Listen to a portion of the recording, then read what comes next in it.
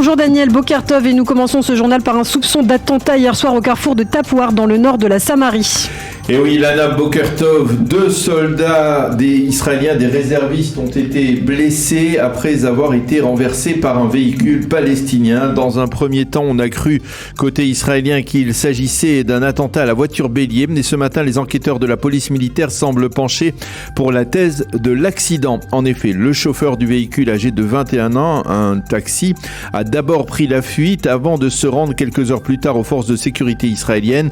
Lors de son interrogatoire durant la nuit, il a affirmé qu'il y avait un épais brouillard sur le carrefour de Tapouar et qu'il n'a pas vu les soldats avant de les percuter. Les soldats ont été légèrement blessés. Il faut rappeler que cet incident intervient dans un contexte de tension très vive en Judée-Samarie après les attentats de Shabbat à Jérusalem et les opérations militaires israéliennes à Naplouse et Jenin. Et puis, de l'hôpital Shaare Zedek à Jérusalem, on a annoncé une dégradation de l'état de santé de l'officier qui a neutralisé le jeune terroriste de 13 ans qui avait donc fait un attentat lors du Shabbat.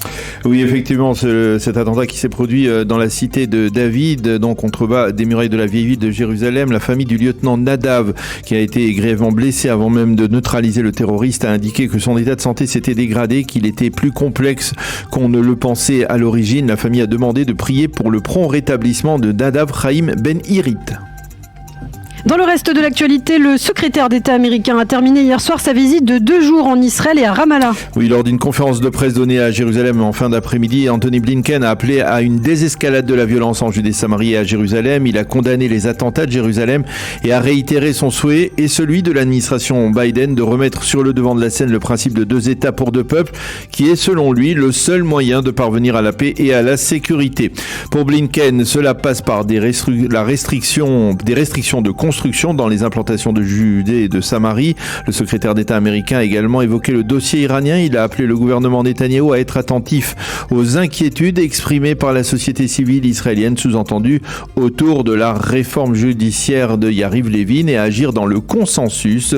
Il a critiqué d'ailleurs aussi, sans les nommer, les ministres Ben Gvir et Smotrich pour leur proposition de réaction trop musclée selon lui aux attentats de Jérusalem.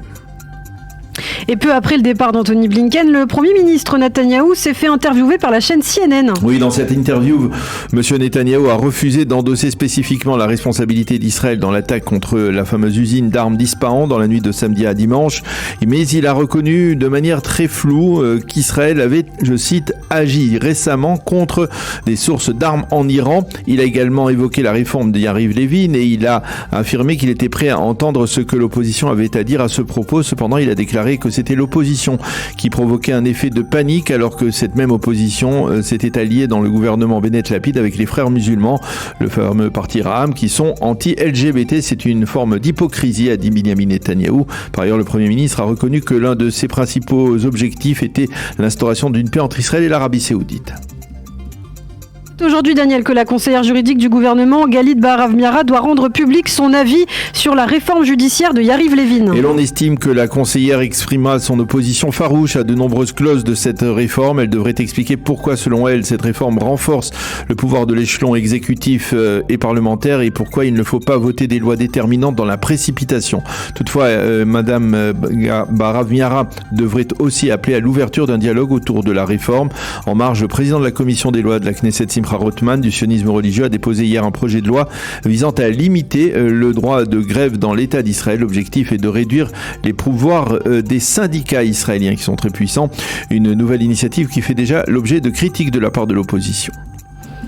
Et puis pour terminer, l'affaire Avi Himi prend de l'ampleur avec la démission du puissant patron du barreau israélien. En effet, Avi Himi a annoncé hier qu'il allait démissionner de sa présidence du barreau à la suite des révélations de la chaîne 13 sur une liaison intime qu'il a entretenue pendant 4 ans avec une avocate et surtout après qu'il ait eu un comportement très indécent envers une avocate lorsque celle-ci lui a demandé d'utiliser ses relations pour lui permettre de devenir juge.